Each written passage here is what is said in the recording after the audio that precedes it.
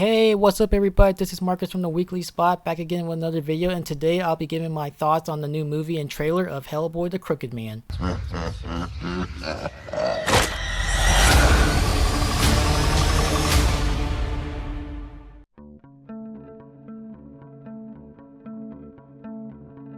Now, Hellboy is a character that I have very little knowledge of, but I have seen the movies though, and I really did enjoy the movie that came out in 2004 and the sequel, Hellboy 2, the Golden Army. And it sucks that we didn't get a third movie, but then we got a reboot that came out 2019. And even though that movie had mostly, negative reactions and reviews, I actually thought that movie was cool, but it wasn't as good as the other ones though. And now we got this second reboot of Hellboy, Hellboy the Crooked Man. And the premise of this one, which is based on one of the stories of the comics of the same name, Hellboy and a rookie BPRD agent are somewhere in the Appalachia, sorry if I pronounced that wrong, where they discover a small community being haunted by witches who are being led by the Crooked Man, who has a connection to Hellboy's past. Now, if I gotta be honest here, I completely forgot about this movie until one day when I was at work. My friend, he messaged me the trailer, and when I saw the message, I was like, oh yeah, the new Hellboy movie. And I told him,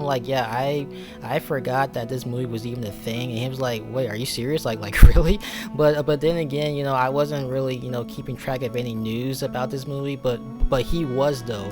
He told me this is one of his most anticipated movies. And again, this movie just, kind of came out of nowhere to me. But anyways, I got his message. I went home, I checked out the trailer, and after watching the trailer, I gotta say it looks pretty good. Jack Kesey, who's playing Hellboy, I'm not familiar with his work, so I don't really have an opinion of him. But when it comes to the look, he doesn't look bad as Hellboy. I think it looks fine, and I don't know if it's just how the trailer was made, but the biggest difference between this and the other movies that I've noticed, and I'm sure everyone else knows as well, is the tone of it. Both Ron Perlman and David Harbour's versions of Hellboy, of the Hellboy movies, they kind of had similar tones, as they both had the combination of dark, serious, and lightheartedness. And this one, it looks like it's leaning more on the dark and serious side. And again, I haven't read the comics, so I don't know how accurate this is, at least when it comes to the tone. But this definitely looks more like a horror movie in comparison to the other movies.